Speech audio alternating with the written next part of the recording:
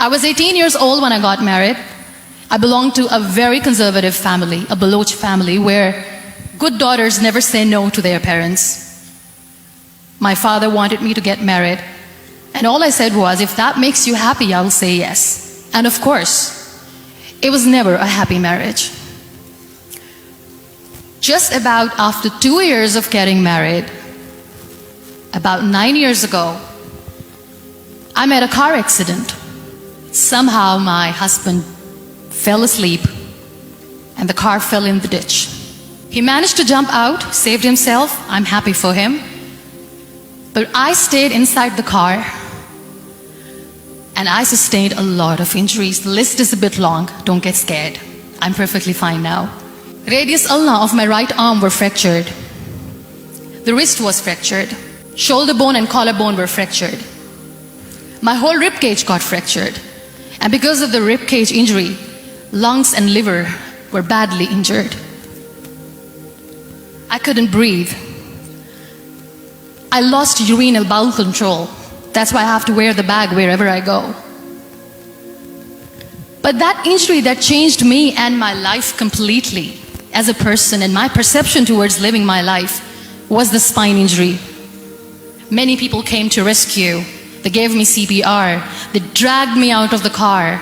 And while they were dragging me out, I got the complete transection of my spinal cord. Those 2.5 months in the hospital were dreadful. I will not make up stories just to inspire you. I was at the verge of despair.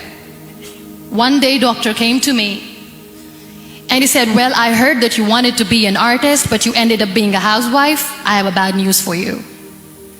You won't be able to paint again because your wrist and your arm are so deformed, you won't be able to hold a pen again. And I stayed quiet.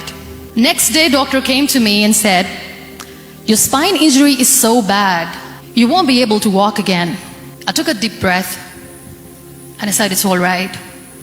The next day, doctor came to me and said, because of your spine injury and the fixation that you have in your back, you won't be able to give birth to a child again. That day, I was devastated. I still remember, I asked my mother, why me? And that is where I started to question my existence. Why am I even alive? My mother said to me, this too shall pass. God has a greater plan for you.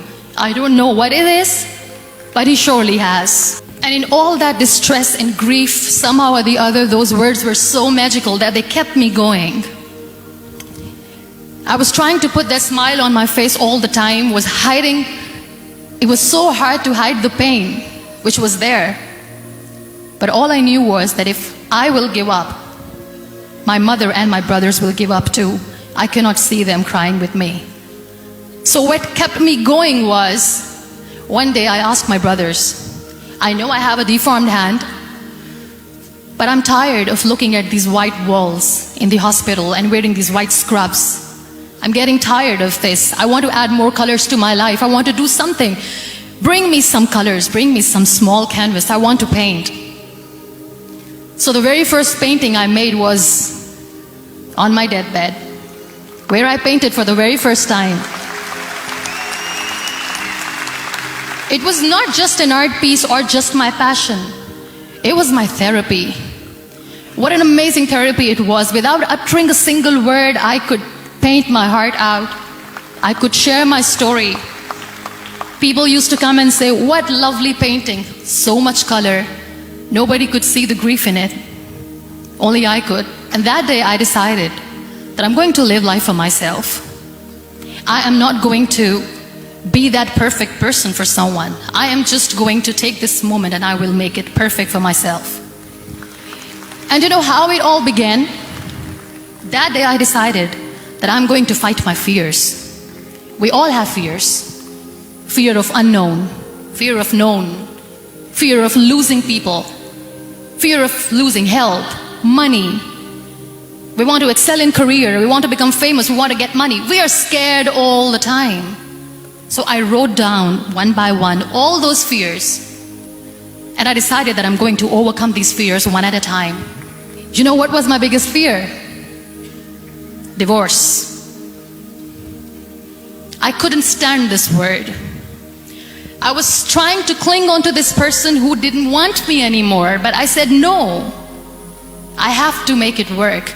But the day I decided that this is nothing but my fear, I liberated myself by setting him free. And I made myself emotionally so strong that the day I got the news that he's getting married, I sent him a text that I'm so happy for you and I wish you all the best. And he knows that I pray for him today.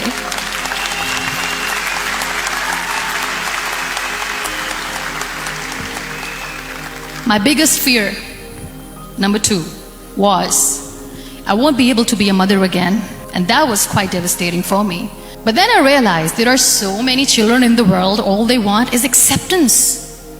So there is no point of crying, just go and adopt one. And that's what I did.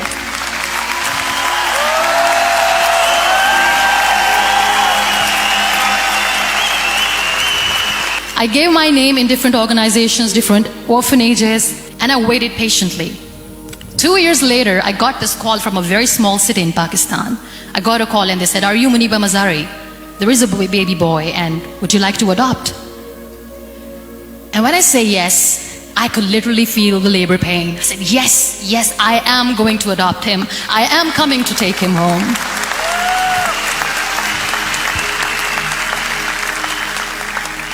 And that day, I was 2 days old, and today he's 6. You know, when you end up being on the wheelchair, what's the most painful thing? That's another fear that people on the wheelchair or the people who are differently abled have in their hearts, but they never share. I'll share that with you. The lack of acceptance. People think that they will not be accepted by the people because we, in the world of perfect people, are imperfects. So I decided that instead of starting an NGO for disability awareness, which I know will not help anyone, I started to appear more in public. I started to paint.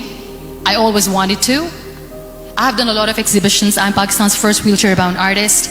I have done a lot of modeling campaigns, different campaigns for brands like Tony and Guy. I decided that I'm going to join the national TV of Pakistan as an anchor person. I became the National Goodwill Ambassador for UN Women Pakistan, and now I speak for the rights of women, children. We talk about inclusion, diversity, gender equality, which is a must. I was featured in BBC 100 Women for 2015. I'm one of the Forbes 30 under 30 for 2016. We have this amazing fantasy about life. This is how things should work. This is my plan. It should go as per my plan. If that doesn't happen, we give up. So my dear friends, let me tell you one thing. I never wanted to be on the wheelchair.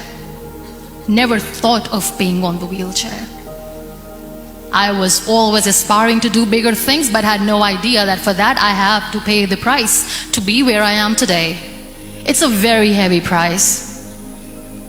This life is a test and a trial, and tests or trials are never supposed to be easy. So when you're expecting ease from life, and life gives you lemons, then you make the lemonade, and then do not blame life for that, because you were expecting ease from a trial.